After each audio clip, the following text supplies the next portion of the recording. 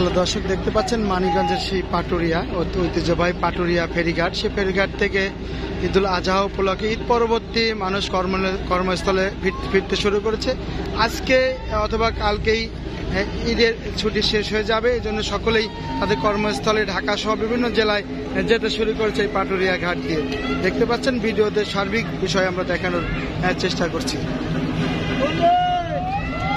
দর্শক, আমরা এই মুহূর্তে রয়েছি সেই মানিকগঞ্জের পাটুরিয়া ফেরিঘাট। সেই ফেরিঘাট থেকে আমরা সার্বিক পরিচিতি দেখানোর চেষ্টা করছি।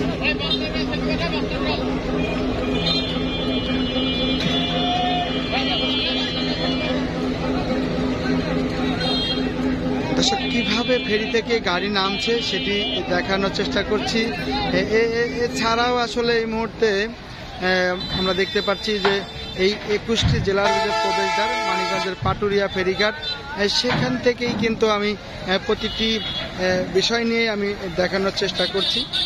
দর্শক, আমি এই মুহূর্তে রয়েছি সেই পাটুরিয়া ঘাটে। সেই পাটুরিয়া ঘাটের আজ শুক্রবার ঈদুল আজহা উপলক্ষে যে সকল মানুষ তারা ঈদ করার জন্য নারীর টানে বাড়িতে গিয়েছিল, তারা আবার কিন্তু অনেকেই ফিরেছেন। আর যারা ফিরেননি তারা কিন্তু এখন দেখতে পেরেছি যে আজ শুক্রবারে ছুটি শেষ হয়ে যাওয়ায় তারা কিন্তু সকলেই আবার তারা কর্মস্থল সহ বিভিন্ন জেলায় ফিরতে শুরু করেছে।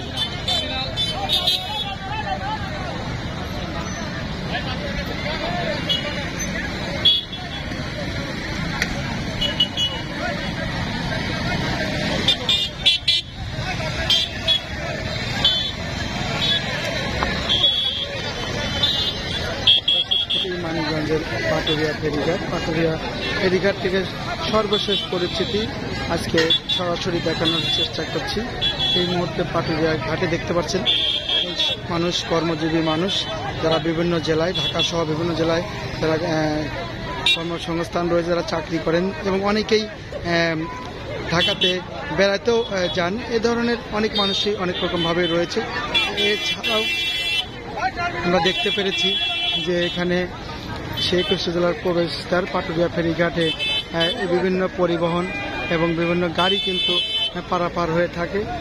আমরা সেখান থেকে দেখানোর চেষ্টা করছি।